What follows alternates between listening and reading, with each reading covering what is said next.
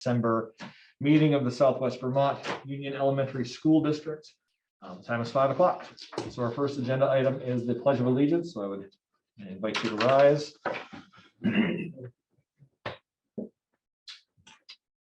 I pledge allegiance to the flag of the United States of America and to the republic for which it stands, one nation, under God, indivisible, with liberty and justice for all. Thank you. Our second agenda item is for public comment. And Superintendent Culkeen, do you see anyone on our So I think you're on the wrong agenda right now, right? We're doing the budget agenda. I'm first. absolutely on, yes. Yes. Can you, would you mind bringing us to the first agenda item, please? Is the preliminary SVUESD budget review. In which case we'll turn it over to Director Gordon to lead us through that. Thank you. Scott's coming in now, and Cindy has joined us too. So. So I'm trying to share the screen. Minimize that. Okay. So this was posted earlier this afternoon. So if those of you that are remote would rather kind of scroll through yourself, I'll try to do it now. It's not terribly easy on the screen here. And then those of you that are here with us, I have one packet put together, but then kind of two sub packets. So the first one is the budget that's kind of broken out by budget category. So we'll go through that one first, and then the next one is the by function or department. And along with the one-page budget, there's also a narrative. So it may be kind of easy to go through them kind of side by side. Here on the screen, I have them top and bottom, so I'll try to keep them both scrolling together. So the first thing, or the first item we have on the budget category for the FY23 budget are salaries. So we do have our collective bargaining agreements set with both the teachers and the educational support personnel. So we know what those rates are going to be. So those have been factored in. Along with that, there were a number of requests by our administrators. So I'll just run through those, and most of these have been factored in, but I will make mention that towards the end of this, that there were some extras that we actually didn't squeeze in. So the first, if you recall, last year we had a request for a licensed clinical social worker to be split 50-50 between Benel and Molly Stark. Well, the position has been hired and is working. I think both the administrators from both buildings are finding that they need a little bit more support. So both principals asked if they could have a full-time social worker. So we slid one completely over to Molly Stark and then added another. So the budget you have before you does include an additional. So it's two newer, I guess I should say, licensed clinical social workers, one full-time at Benel and one full-time at Molly Stark. So estimated with salary and benefits, $89,000. Also at Benel, there was a request for a behavior intervention specialist, and we were actually able to find some breakage in this current year's budget. So we've temporarily filled that position with that extra funding that we have right now from 2 vacant teaching positions. So she's requested, however, if the board is supportive, to continue that into next year. So I did go ahead and put that into the budget as well. I slid one of the vacancies to this position, and it does retain one additional teaching vacancy. So right now there's 2.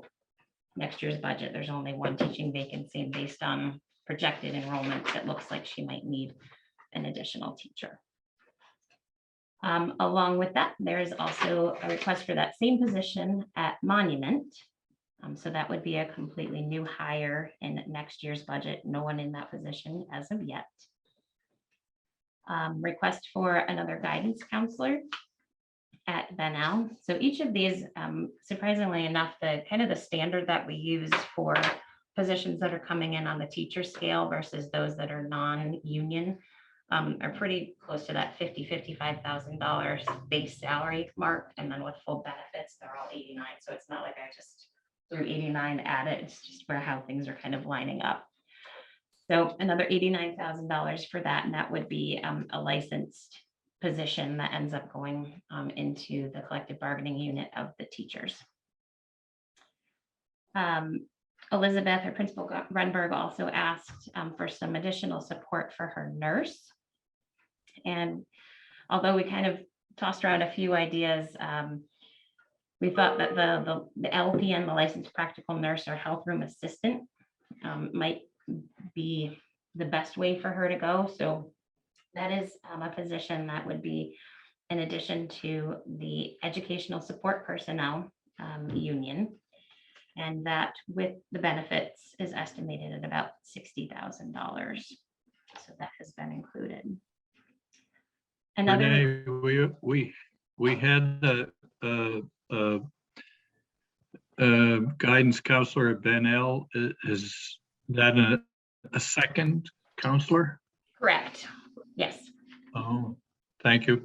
Yep.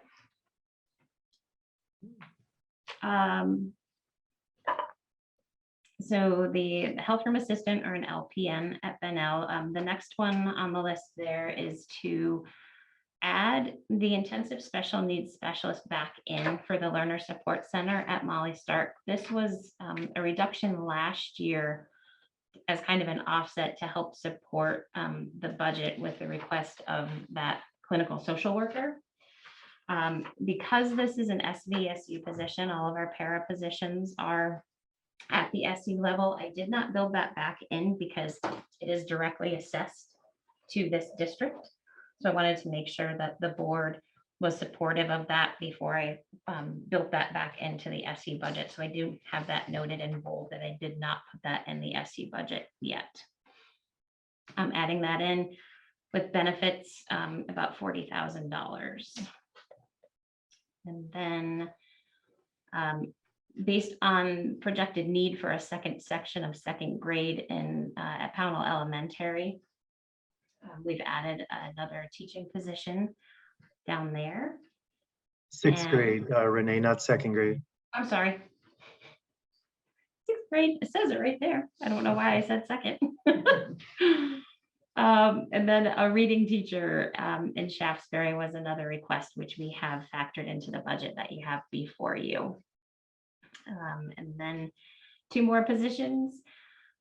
Increasing the art teacher at Molly Stark by a 0.2 FTE. So that would be going from a 0.8 to a 1.0. That's estimated at about $15,000 with the associated benefits. And then adding the secretary position, the second secretary position back in for Pownell. So with benefits, that's about $50,000. So the administration met and we reviewed all the requests. These are the ones that I've built in, again, with the exception of the intensive special needs specialist, because that's an SU position. Poor Jerry requested an additional staff member. Poor Jerry always gets his truck cut. This year wasn't his truck cut. But in all fairness, that decision made based, as we still look at the merger of all these districts and how we best use personnel, we decided this was not the time to add that until we completely have an assessment of how all 6 schools will work together. No, totally fine. And then there was a request for an additional math teacher in Shaftesbury. There is already one there, so we didn't put that one in. And then there was also a request for some additional paraeducator supports, but based on the shift in funding and with Act 173, it doesn't really meet the model that we have now, so we didn't put those in either. So I will pause there to see if there are any questions of me or administration, or I know we have a few of our principals with us tonight before I forge onward. So just one question. Is there a way we can get a list of all these support people in the schools to try to keep them all in my head without looking at every district with who's in each building? Is there a way we can just get a list of behavior specialists and Shasper, So- and make a spreadsheet. Yeah, so Jeff, that is part of my report this evening. You're gonna Okay. see, yeah, there's a screenshot that'll be all the support positions for all schools. Okay. Thank you. Superintendent Culkeen, along those same lines, will you be kind of outlining for us the nuances and specialties of each of those positions? Well, I would like to say that I'd be outlining, but really I'm having Assistant Superintendent Laura Boudreau Great. outline those. That is part of her presentation this evening. So Okay, so great, thank she's you. been spearheading much of the ESSER funding program. So yes, you will get that information tonight. It just won't necessarily be coming from me. Thank you. And what funding source was that? ESSER funding. ESSER, okay, ESSER. Thank you. So just, Sorry. on those of you that are, if you have a copy in front of you, on the narrative, actually on both pages, the very last thing on each of them is a list of acronyms, just for reference, because I know we tend to use them quite a bit, although we try not to, just there for reference. Thank you for including that. Mhm. I just want to make a concern, I guess, that I'm looking at a ton of additions that have to do with intervention, guidance, assistance, things that have to do with the recovery type of, I don't know if I want to say mental health, but there's an awful lot of stuff that's going on as a result of COVID. That's absolutely correct. And I hope the public gets a flavor of this. And just to piggyback what Dick said, I mean, you have the mental health of COVID, but they just released the SBAC scores in Vermont Digger, and those weren't too impressive as well. There's a huge drop in reading and math. So I mean, we have to address both those with a double-edged sword, I guess, because if you are failing and can't read and can't do math, that adds to self-confidence, which adds to behavior issues. So they both are compounded together. So it's nice to see some of the reading interventionists in there for some of the schools in math, but I think we have to hit them both at the same time. Like I said, the SBAC scores, I know they're still looking into them, but if you read the Vermont Digger article, they weren't, there's a big drop across the board. So. Can I just ask too, along those same lines, and this may be a question for Principal Johnson, or, but my interest was piqued with the math, the extra position for math that didn't make the final cut. Curious what the need was on the front end and why it didn't make the final cut. Because yeah, we can't miss on this if we're trying to dig out of the hole that we've been put in. So Scott, I can speak to the need, because I'm the one who requested both those positions. And the thought was getting support, especially with Act 173 coming down, getting support for our older students, grades 3, 4, 5, and 6, and some interventionists that we're going to need for those students with lack of para support. We've never had that. We've only had interventionists for our younger students. So that's why I made those requests. That makes perfect sense to me, and it seems like it's a critical time as you're setting up students for their next phase of learning. I don't know what the process is or whether it's the board's role, but I would kind of question why it was left out and what we can do to put it in there if our buildings are saying they need Yeah, I it. could address that. I mean, the cuts came when they came to my department because of how high this budget is up. You can see right now it's 5.38. Board prerogative, you can add any position you want back in that you think you can support. That's not the only reduction that we made, but we made the decision based that you already have one math interventionist there, and the ripple effect, we add a second one there. Who else needs a second one? And where does it stop? So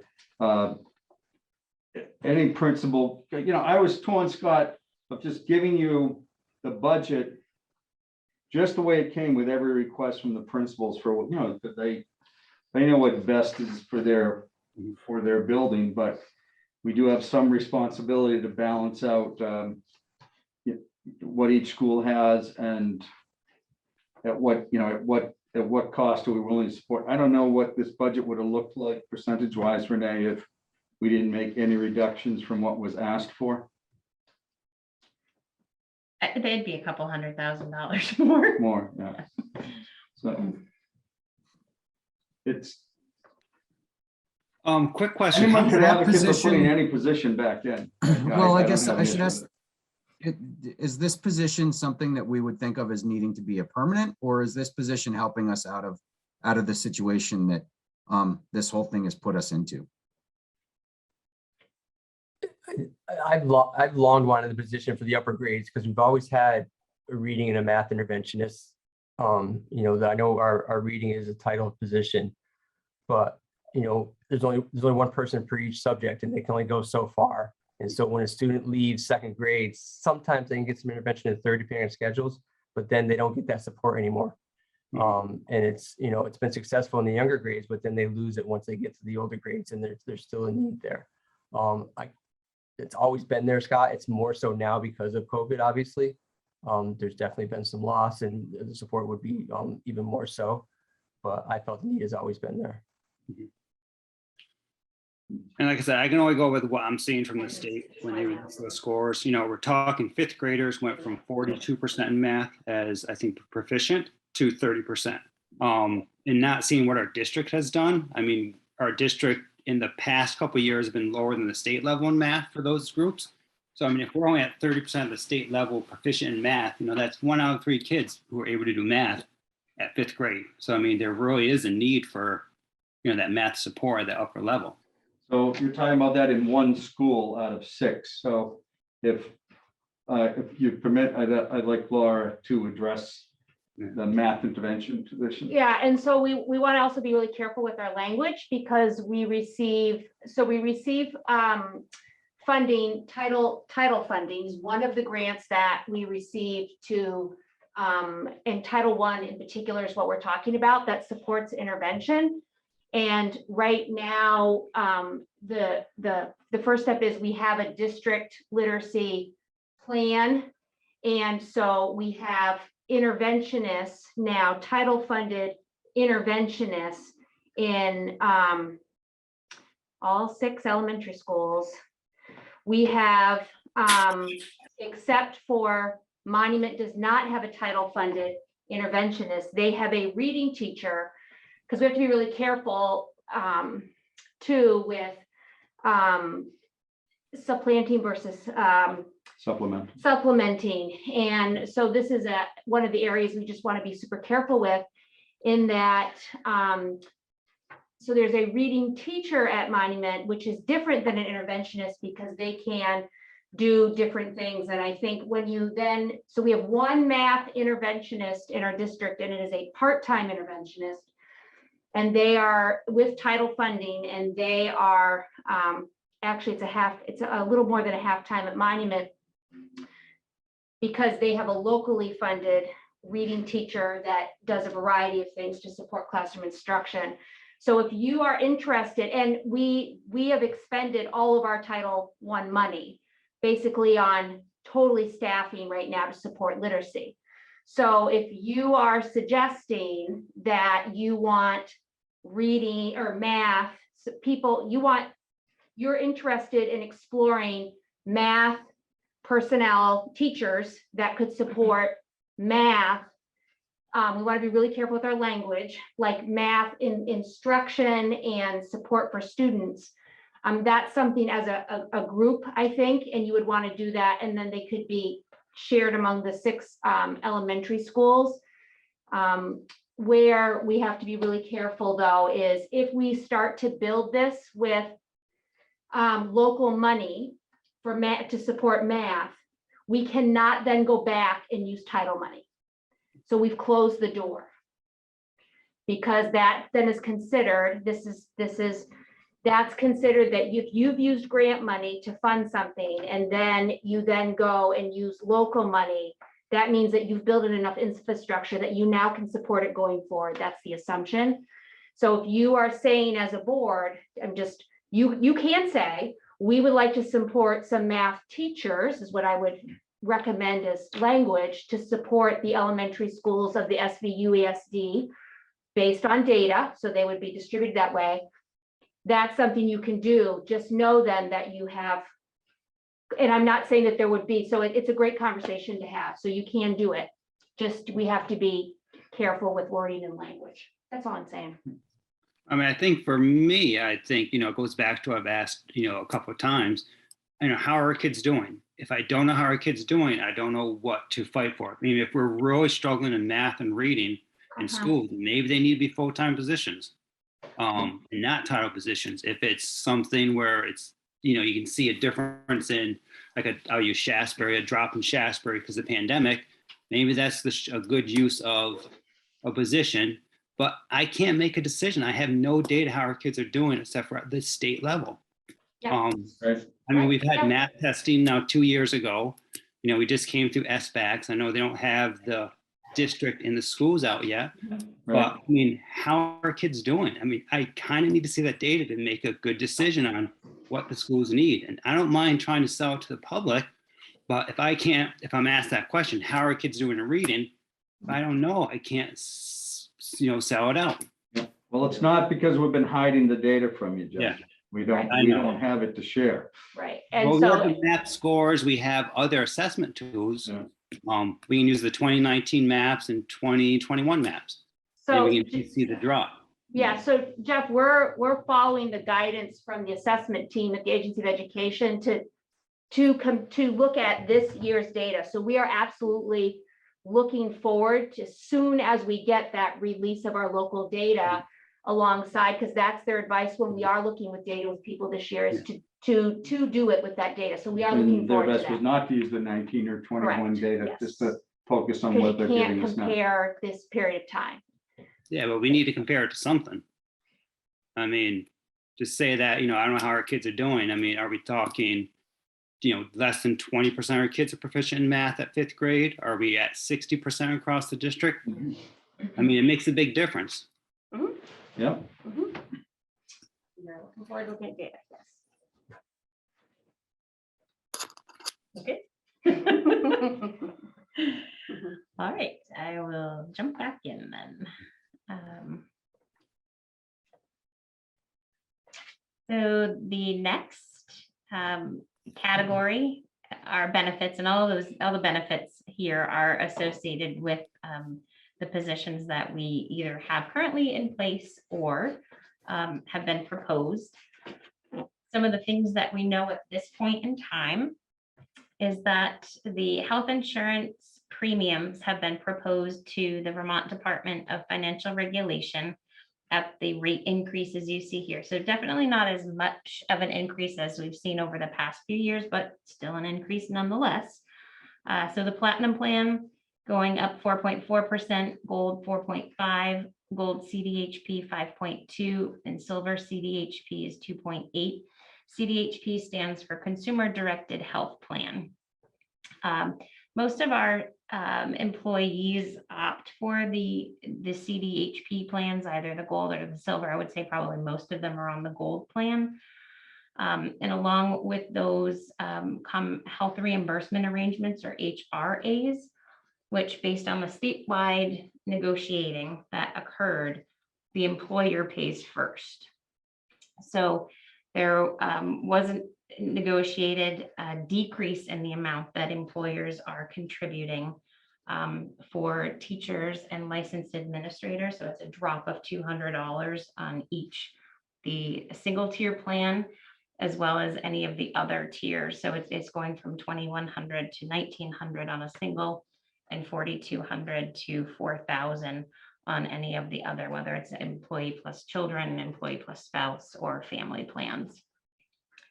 So that's one of the bullets that I have here as well. And kind of along with that, we've been on these plans long enough now that our Director of Human Resources has been able to pull some data on what our average usage has been over the past few years. And we're finding that a kind of an average landing spot has been in the mid to upper 70% of that usage of the health reimbursement arrangement. So up to this point, we didn't know, right? So I've been budgeting the full amount, assuming, people are gonna go right through all of their out-of-pocket expenses and their deductibles. But so right now in this budget, before you, I've scaled that back to only 90%. I mean, we probably could go a little bit further. But again, coming out of a pandemic, I'm really not sure what's gonna happen there either. So kind of playing it maybe a little bit safe. And then This may be excuse me. That's okay. This may be a question out of position, but what happened to HSAs, which to me sounded like a more practical version for employees to tap into? Have they disappeared? They're in most cases available only with the silver CDHP plan. That's the way that they've been negotiated at the state level. And Nick could probably speak more eloquently to it, but I don't think that the unions have really supported HSAs that They have not. they didn't want employees Part of the to have to worry statewide about it. negotiations that with the Vermont NEA, that was not their preferred plan. Okay, I got it. Thank you very much. Even though I was thinking along the same lines here, that and HSA would be the way to go. So any licensed employee from the AOE has to go with the other plan. If you're not licensed or a superintendent, that's been changed too. You can still remain with an HSA.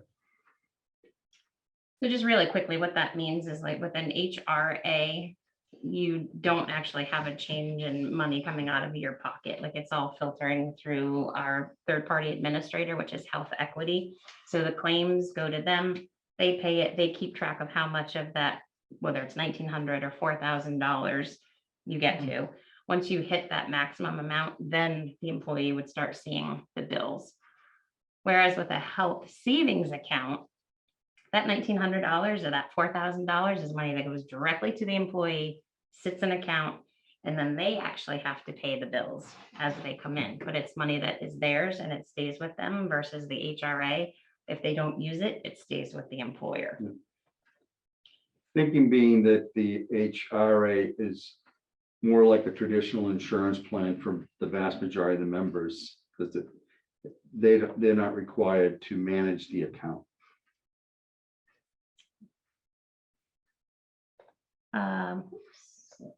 Too far there. So again, the benefits increase that you're seeing here do include projected elections for what those new positions might be. We also received notice from the state treasurer's office that the contribution on the employer side to the Vermont Municipal Employees Retirement System is going up 0.5%. That will continue for the next couple of years. So essentially everybody that's at least a part-time employee that is not part of the teacher bargaining unit is then part of the municipal retirement system. So that would be like me. The teacher retirement system, we got this notice yesterday that those folks that are new members to the teacher retirement system after July 1 of 2015, to help support the health insurance costs for the retirees, we have an employer assessment. So all those new folks, it went from $1,340 this year to $1,402 for next year. So every year that we have a new teacher on board, we have to pay that amount directly to the teacher retirement system. And not that it impacts us here, but also with any of our federal funding, any of our teachers that get paid with federal funds, 20%, 19.28% this year goes right to teacher retirement. Next year, that's going to be 20.99%.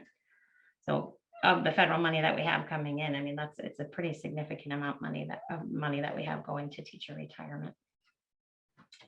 And then the other item to note is that we did receive notice that our dental rates will be remaining level for next year. So then the next two categories, we have contracted services, the next one, 03, Jump to the wrong sheet here. We have made adjustments for contracted services for our janitorial services at the Bennington schools. And our facilities folks have given me some forecasted increases to our heating and control service contracts. So we factored those in as well. And then this year we have relied on some additional community supports for tutoring for some of our younger students. So some of our administrators asked that we build that in just to be prepared if the need continues going forward. And I know that SROs have been a question or, a topic of conversation. So I just wanted to throw that in here too. So this contracted service line does include about $290,000 for all of the SROs, which would be a total of 5 people. We currently have 2 serving, 1 in Pownell, 1 in Shaftesbury. And then the 3 for Bennington, we would have 1 designated for Benell and Molly Stark, and then 1 split between Woodford and Monument. And we had been working with the Bennington Police Department on that. I'm not sure where their staffing levels are, if that's something that they would be able to support going forward or not. And then the next section, 04 operations. So this is kind of a compilation of everything it takes to run our schools. So, our utilities to keep things up and running, repairs and maintenance, our leases, insurance, printing, our telephones, things of that nature. And then along with that are some of the projects that our facilities managers have come in. The list that I have included is not an exhaustive list of all the items that they have asked for, but just a sampling of probably some of the bigger ticketed ones.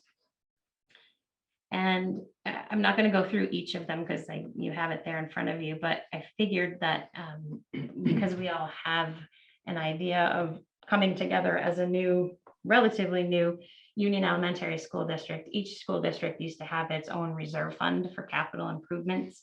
So also in the narrative, I included the balances of each of those accounts. And this budget that you have before you does include what we had 2 years ago, but not this past year, a contribution of $130,000 to the newly created Union Capital Reserve Fund. So Bennington has about $157,000 left in theirs, Pownell $332,000, which was their reserve fund plus their bus sinking fund, which rolled together. Shaftesbury $316,000. Woodford's reserve fund is not specifically just for capital improvements, but it is a general reserve. So that's why I put that notation there. And then the one contribution we had to the Union Elementary School District Capital Reserve Fund of $130,000. So this may sound a little out of bounds, but until Woodford decides that the property that includes the driveway, essentially, Woodford still owns the town of Woodford still owns the driveway. The school doesn't, and I think there's an issue there that we don't need to assign that money until the select board decides that they either want to deed it over or some form of that. Anyway, I don't know if I'm stating this correctly, but the school doesn't own the driveway. I think the concern was at the entrance, there are maybe just some repairs that need to be made. And then there was a spot out back, I think, that needs a little bit of attention too, was what Melissa was hoping for, not the other part with the retaining wall that ended up being the larger scope project that we've talked about in the past. Melissa said it, I'm okay with it.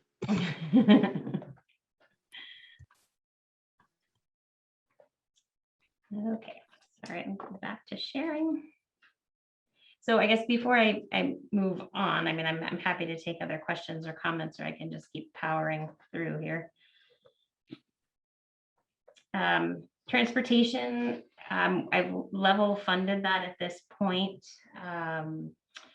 We did have a brief communication with our contracted service provider earlier this week with the release of information from the Agency of Education that within what's allowable under the public bid statute, we can extend contracts for next year at an increase no more than 3.4%, as long as we're not exceeding 30% of the original contract amount. So we're well within that on transportation as well as our cleaning contract. So that's, I haven't heard back from our cleaning contractor for the Bennington Elementary Schools, but I'm hoping to, that will be the same for them. Tuition is a 0. That's just kind of a placeholder in there. We don't, anticipate anything at this point in time. And then the supplies, this is including, your general supplies. It's also your janitorial supplies, online software licenses.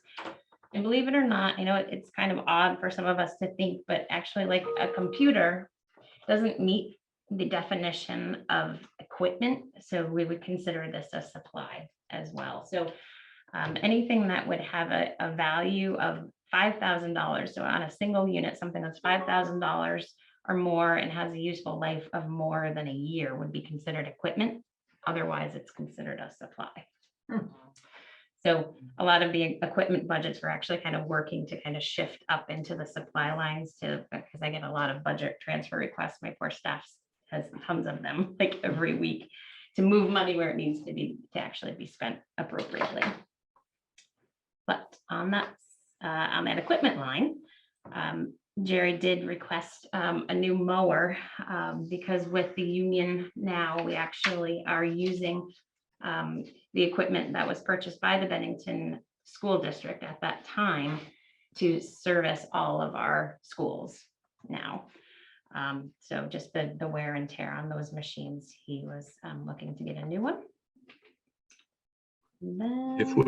If we give him the mower, is that a decent trade for the truck? I think it is, yeah. He may not agree with you, but. I did receive a notice, or actually Shaftesbury Elementary School did, about a decision made by Governor Shumlin that schools will no longer be excluded from having to pay fees associated with their indirect discharge permit. So going forward, there is an annual assessment that we have. So that's been built into the dues and fees line there, $685. Our assessments to the SU line 10 have not been adjusted yet. The SVUESD board is meeting again next week. And I think one of the conversations that might happen is how those assessments are actually going to be calculated going forward. To date, they have been based on percentage of equalized pupils for the most part, with some of the assessments being on actual costs or special education costs are allocated specifically by district, as well as our pre-K and early education costs. Could I ask you a question about why Shaftesbury has an indirect discharge permit fee? I'm not sure if Jeff is still here. I mean, know that Jeff is here. Jay Jeff's would here. be able to answer it, but I know Jay is. I mean, I'm thinking it's so. gotta have something to do with their septic system Yeah, or the sewer. wastewater, yeah. Mhm. I'm not sure what it is either. You guys know, I got the notice and sent it to Renee's office. I wasn't sure what it was. That's the state making money? In 2015, Governor Shumlin signed into law groundbreaking legislation aimed at improving water quality throughout the state. This law, the Vermont Clean Water Act, significantly expanded water quality regulatory and enforcement authority and established a clean water fund to assist with implementation efforts.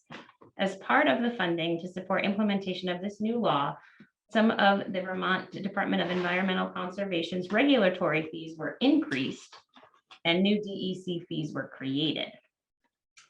So as part of this, schools are no longer exempt from application review and operating fees.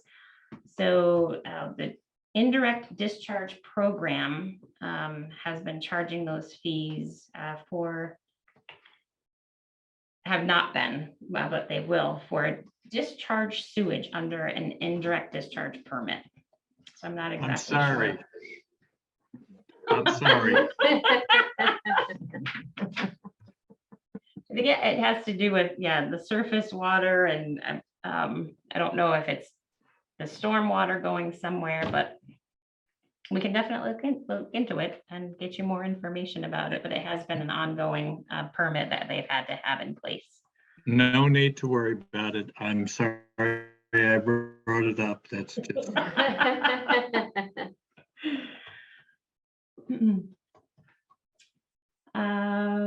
Okay, and then, so number 11 is our debt service. So that is the bond for the Bennington School District's energy improvements from a few years ago. As that continues to progress, our interest payments go down. So that's the reduction that you're seeing there. And then I did not touch the contingency. This is just a compilation of all the individual contingencies that all the individual school district boards had combined into one. So that is pretty much everything there, at least as far as it goes for budget category. The next section in your packet or online, if you're following that way, is the same information, but it's just divvied up by department or function, as we refer to it, as part of our chart of accounts. So just a couple of things I wanted to mention as we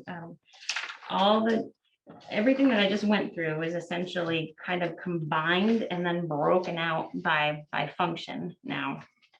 So on the indirect instruction line, the 1101, this is all of your classroom teachers. This would also include the assessments for our quote unquote local paraprofessionals. They're ones that are not part of student services or special education. And then also the assessments for early childhood. So that's, taking the salaries, the benefits, the assessments, the supplies, and condensing everything into one line so you can see it that way. Even though the art was a requested increase, I'm just going to scroll through here. That has been factored in, but the current staffing that we have, there have been a few changes in benefit elections, so that's why you're seeing an overall reduction in the art line. Same thing with PE. We've had some staffing changes there, and so that's causing the reduction, but no changes in FTE. Hey, Renee, Yes. can I put my Woodford hat on for a second and just ask about the art position change and how that affects Woodford? Because I believe that our teachers share with Woodford. It's really one big bucket of money. So I mean, we do try to kind of allocate it out between the schools, but I guess I'm not sure if Donna's here with us tonight. I think we've only still allocated the art teacher to be a 0.1 in Woodford. So it's probably more of a support at the Molly level. Okay. Up for discussion though, I'm sure you can. Yep. So the math position, that is a change in benefit to the position that we currently have in Shaftesbury. Music, that's just across the board for all of our schools. The reading line, I'm sorry, I'm not doing a very good job here of scrolling at the bottom. So 1122 is our reading function code. So the change you're seeing here is two things. The addition of a reading teacher at Shaftesbury, but then also the existing reading teacher that we have at Monument. There was a change and some benefits there. So we factored that in to make sure that we're covered. Special education is the assessment from the SU, which has not been adjusted yet. So that one is staying for now until we have that set probably next week. And actually, along with the assessments, I guess I should mention as well, we're waiting for our FY21 audits to come back. So we'll have fund balances on all of those, hopefully on the positive side. So that'll offset the expenses we're, forecasting going forward to hopefully reduce some of the costs at the SU level.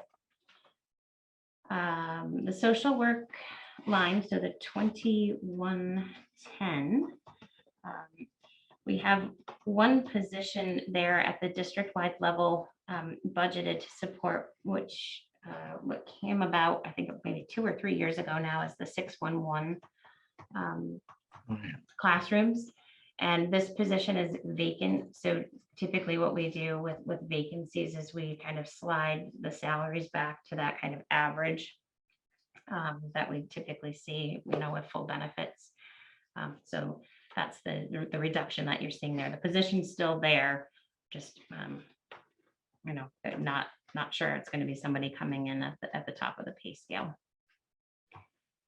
The 2120 guidance, this is where you're seeing most of those requests for the new positions, the social workers, the behavior intervention specialists, and the guidance counselors. So that's the increases that you're seeing there.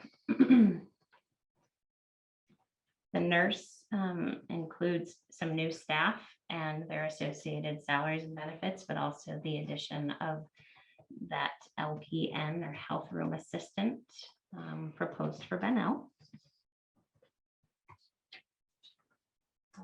Mental health, the 2135, that is still a relatively new function code that we're using. We use this for our clinicians and some of our, I don't want to say psychologists, because psychologists has their own function code too. So we're still kind of working on implementing that, but the costs that you see there for FY20 and FY21 actuals were our contracted services that we had with United Counseling Service. So again, right now, those budgets are still sitting in 2120 in guidance. We really need to kind of pull them out and plug them, but we never really know how that money is going to get used. So, once they kind of level out after the pandemic, we might have a little bit better of an idea. So right now we still have money in here for, the contracted services for our clinicians, but it's just bundled up there in the 2120 in the guidance department. I don't want to pick on little things, but mental health services, you're waiting to plug in numbers based on what you're getting from grants, or is this some? Go ahead. No. So the money's there. It's up here in the 2120 section. So I haven't pulled it out of this line. Oh. It's really just kind of administrative work on my end and my department to reallocate the money and just plug it into a different function code for essentially our support staff to be able to go ahead and put a purchase order in for the contract that's associated with United Counseling Service. But, if an administrator came to me and said, what, instead of a clinician, I want to use this money for a contracted guidance counselor, then it would be more appropriate for it to stay where it is. So I got that. There. Yeah. I just didn't want to avoid mental health services, which I think are critical at this point. That's Okay. all. I got it. Thank you, Renee. The 2190 Student Enrichment, this is the funding that's been there for our summer programming, after school programming, kinder camp, bookmobile. Just a small increase that you see there is associated with the municipal retirement increase. So the support staff that we have allocated to provide services in all of those programs, that benefit's increasing. So just a small amount there. I don't think we have any significant changes to note on library media specialists. It's just, salary and benefit adjustments. The Board of Education, this is where a number of our assessments are, and again, Okay. haven't been adjusted yet. You could save a lot of money by paying all those people, Board of Education. So we haven't adjusted those. They haven't adjusted treasurer salary and benefits yet either. Administration, this also includes assessments and pretty much everything here at the central office falls into that category of assessments. The principal's offices are salaries and benefits adjustments, and then the inclusion of that second secretarial position back in Pownell. And then the building operations and then buildings, grounds and maintenance, we kind of have to like take the two of those together. So it's all of our operations, but then, our utilities, the projects, the repairs, everything that our facilities folks have asked for, identified that are planned for next year.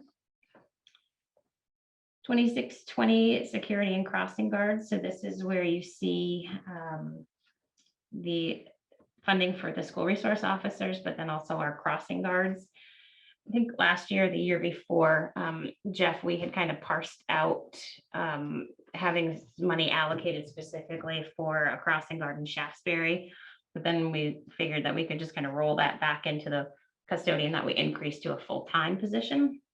So that money's just been slid. And then as I did it, I figured, well, that's probably not the right thing to do because I should probably still be allocating that money for the duty that he's performing. So it's still there. The service is being provided, just changed in the budget a little bit. Again, no changes to transportation. Level funded food service. And I think the last couple of things, the debt service and no transfers have been budgeted. So that is all I have for you tonight. I didn't go ahead and run any scenarios on, projected tax rates. We do know that the tax commissioner did come out with their December 1st letter forecasting a significant drop in what the property yield is going to be because of the $90 million surplus that they are believing that they're going to have in the ed fund. I did not want to present that tonight because I want to have the common level of appraisal information, because that's another factor that goes into the tax rate calculations. And because of, I think what we've seen, or a number of our communities have seen with real estate and homes selling for a lot more than what they may have been on the tax rolls for, I think we're going to see a pretty significant drop in the common level of appraisal. So as that number goes down, it pushes the tax rate up, but now with a higher property yield, that pushes the tax rate down. So I'm thinking we might end up somewhere in the middle, but I won't know until that information comes out, and it probably will be next week. We can quote you on that. Yeah. Put you on the record No, right no, here. no, no, no. That's my hope. You said sometime next week, right? I went back the last 2 years, the letters from the tax department were December 20th and December 21st. So. Yeah, I don't think Orchard will make that much difference. We don't know where to build. I want to thank Okay. you, Renee, for all the work in presenting this. It's something that at least somebody at my level can understand. And that's an important thing. So thank you. If you, I know it's a lot. I mean, I don't want to bury you guys. Like, this is over 2,000 lines of budget information. So, I mean, I could give that to you. We could look at it that way, but I figure this is a little bit easier to digest. So, I mean, I think one thing that we've I've come to rely on at least is the manner in which you present this. I've seen past people in your position presented in exactly that kind of minutia that you just described, which is not, to me, it's not at all helpful. Whereas this, it presents it cleanly and concisely, but still full of detail that we can understand. So I quite like this. Okay, are there any questions for Director Gordon? I have some questions regarding the support services, but if we're gonna be talking about that during the actual board meeting, I will hold those questions for then. But are there any other questions from other board members? I just have a quick one. We'll go back to the RSO because I know we've, kicked that can around a little bit. Is there a way instead of using Bennington PD, we could go to the sheriff's department for all the Bennington schools? So I mean, Bennington's just, I know they're stretched for their force. Mhm. I don't know if that's something we could consider because honestly,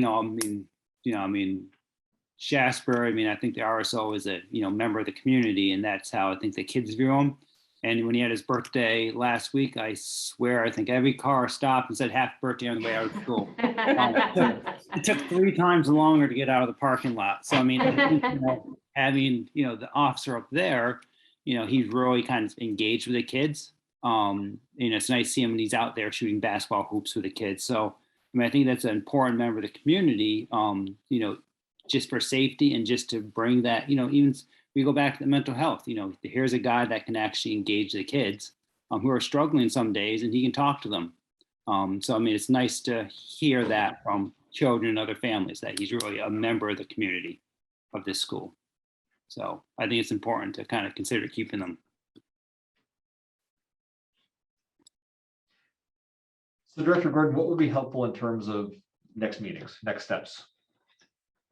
I don't know if there's any direction you could offer at this point. I know this is the first time that you're all seeing this information. Probably take some time to really digest it.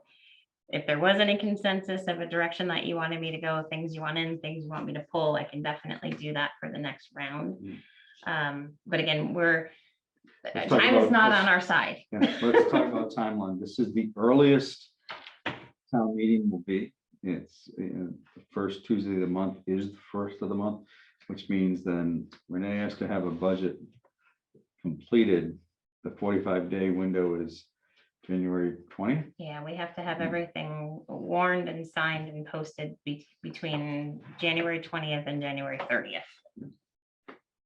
So to do that, I've got to have a budget approved and then we've got to send the warning to legal, have them do it. So we'll meet with the SU next Tuesday night. Hopefully, and we can finalize their budget, which then impacts everybody else's budget. We're probably looking at a meeting of this board early in January for budget only. And we haven't even started MAUs yet. Well, the budget has been started, same process, meeting with the principals, their recommendations, us reviewing it.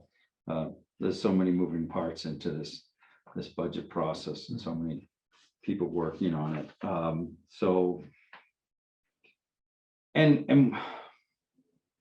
don't like talking percentage. I don't like saying, well, what do you support? We just support a 2% increase, and then we got to go back and cut it. It really is like, what do we feel the need? The budget is, what do we need in the budget, regardless of the percentage? And then what does that look like by the time it and I don't know, Renee, if in early January, we're going to have any better impact on what that would be, a view of impact on like tax rates or anything like that. If the letter comes out from the Vermont Department of Taxes next week, as it typically does, but I don't know if anything's been slowed down with the real estate industry and just because it's kind of blown up, I know in a number of communities.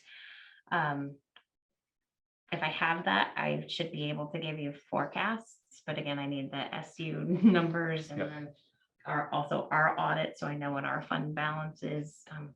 There are many moving pieces, but I would hope by early January we'll have a much better picture and can kind of narrow it down. But again, even with the property yield number was just a recommendation from the tax commissioner, so that again won't be set until well into the spring. So. As a point of reference for this board, do you know what the increase was for the Union Elementary Board last year? I know I should have asked you that this afternoon. So you would Budget percentage? budget percent, yeah.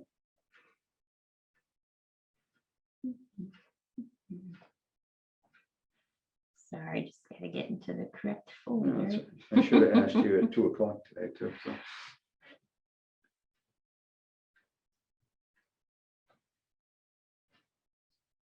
And because I took my computer off the dock, it's not gonna. Right, because I said, I sense there's board members who would support this budget as it's written and maybe even want to add things to it. And then I sense that maybe board members say there's no way we can support that. I don't know. If you can support that, go ahead and vote it tonight. I think it's less about the percentage increase and more about what is going to come out of people's pockets. And because we are not going to have, I don't think we don't have the information we need tonight. We're not going to have the information we need next week necessarily.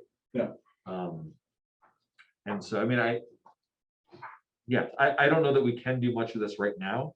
If board members have clear ideas about things they might want to add, things they might want to take off, certainly we can talk about that tonight. But I wonder if it also makes sense for us to take this home and chew on it a bit. And folks can either email me directly or they can email Director Gordon directly with their thoughts. And we can use, the next 5 or 6 days before those of us who get swept up into Christmas get swept up into that. We can use the next few days to really go through this, think about how we can best allocate staffing, reading specialists versus interventionalists versus teachers. We can be thinking about those things ourselves. I can act as a clearinghouse for those thoughts, and then we can share those with Director Gordon, the superintendent, and then see what our next steps are. I don't think we're gonna add, I don't think we have the ability to make a decision without the information that Renee still has to get. Yeah.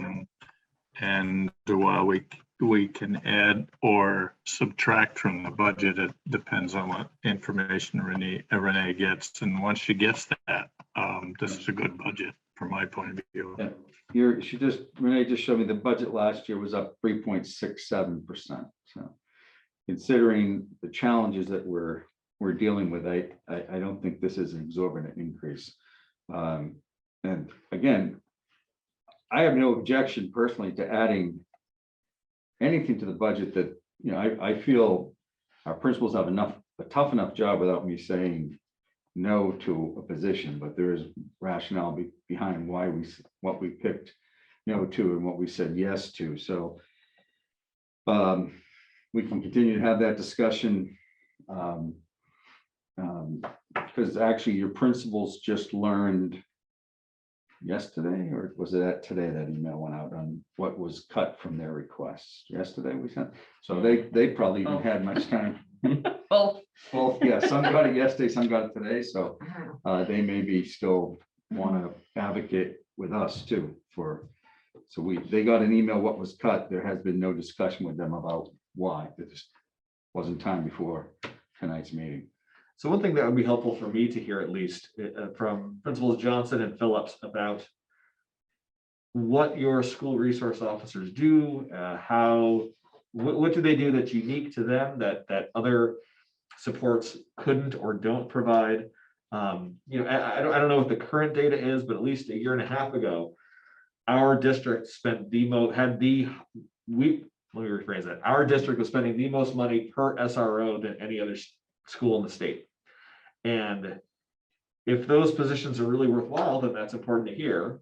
But if there can be another way to meet some of those same needs that might allow us to also make some of these other hires that we've talked about tonight, that would be also helpful to hear. So that's one thing that would be helpful for me to get a better understanding of. And also, Assistant Superintendent Boudreau, when you talk about the services later on tonight, will you be addressing what positions are actually filled? So it's going to be I'm going to talk about the social emotional piece, and we're going to look at the positions, and we'll talk Listed by about school. local and grant funded. Okay. So you get a snapshot of what that looks like. Yes. And before the next meeting, we can explore with the Sheriff's Department and the Bennington Police Office, Bennington Police Chief about, I think it was Jeff's suggestion about, what it would look like if you expanded it with sheriffs, deputy sheriffs in the buildings. I don't know if that's an option. I don't know what their jurisdiction would be in a Bennington building. So but we can explore that and get an answer. So that you have that option on the table or don't have it. And also, Jeff, just to speak to you, when you were talking about the SRO at Shasberry, you talked about the increase in safety that's there. I just want to, the research that I've found online, and that's all it is, it's just what I found online regarding the presence of law enforcement in schools, whether they are trained SROs or whether they're just their officers. It's really kind of spongy about whether or not it actually increases safety. In terms of these critical incidents, it's not super clear whether or not there's an increase in safety or whether there's an increase in positive outcomes from those critical incidents that take place at schools. So again, I'd like to hear more from our principals about those things, and also just acknowledge that it's hard to get a clear picture from the information that I've found as to what role they really fulfill in terms of student safety. So I put that out there because it's a big line item, and it wouldn't be hard to think of other things to do with that money. But I also don't know enough about the experiences of the two schools where there are active SROs. So, and I'm not necessarily asking that we put our principals, Phillips and Johnson, on the spot tonight, but that would be something that would be helpful for us to hear sooner rather than later, I think. I do know that there's members of the equity committee that would like to address boards on the issue of school resource officers also. So getting back to the idea of Just to say that then what I've said, the equity committee, that I know that was something that the board had expressed that they would like to put on an agenda item to have that discussion, but now we're doing it at the same time that we're in budget season, so it isn't just about what we, the financing of it. I guess it is also the philosophy of do we want to continue with school resource officers for a couple of, we can't do it in every school, should we be doing it? And then there are sides of the argument that feel that they shouldn't, be there at all, and we probably should listen to that. Both sides. Can I just add or say something too? I think one of the things that makes the school resource officer in Shaftesbury impactful is the personality that he had. And to Jeff's point about he is a member of the Shaftesbury school community. Not everybody has the type of personality that he has. And I think as we're talking about today, having meaningful conversations about police force, but then how police force interacts with the community, and how do some of these kids unfortunately see police officers, and they have an opportunity to see a police officer in perhaps a new way. I don't know that it's the school district's responsibility to have that style community outreach, but that's why we're seeing more police forces be on foot and walking around in communities around the country to build a presence and build a relationship with people. And so that's what the school resource officer in Shaftesbury, and it's the only one that I know, is doing. He's building relationships, and people are seeing an officer of the law in perhaps a way that they wouldn't normally see them. And so Chris had challenged us to think about this, and it made me wonder whether or not we do it in such a way where people may never know exactly where he's going to be in a day, but he could rove from building to building, and he will have a presence. And in the back of people's mind who might want to do terrible things, they might not know whether or not he's going to be there on any particular day. But it's also the right personality to be building relationships with people. And again, I don't know that it's our responsibility as the school board to build relationships with or build community for the police force. Maybe that's on their budget, and maybe that's something they should be thinking about, and maybe that's a discussion that we should all be having. But I do feel that there is a positive to having a school resource officer in these buildings.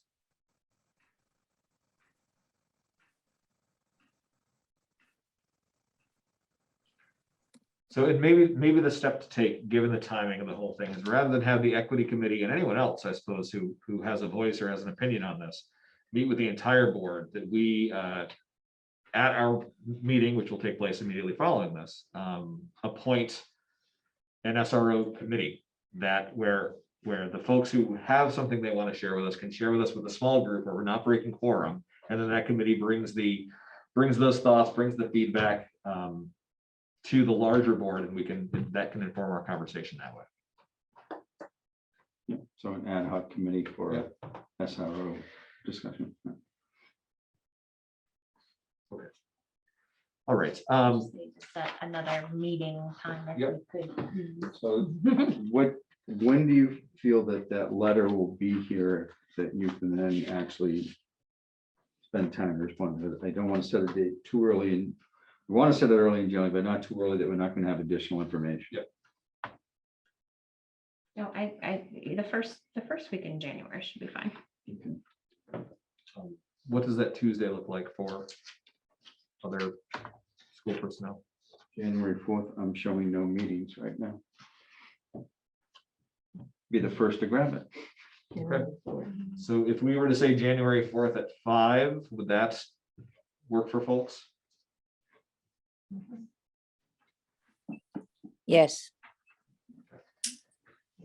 Right. Let's make that then, please. So should we warn it? I'm going to warn it as a special meeting, not just a budget meeting, because if we're at a point that you might be able to vote on a budget, or we may need a third meeting, but I want to have that option open, so we'll warn it as a special meeting. Mhm.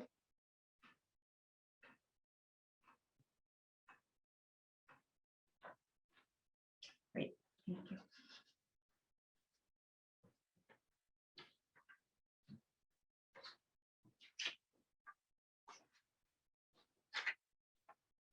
And then there's an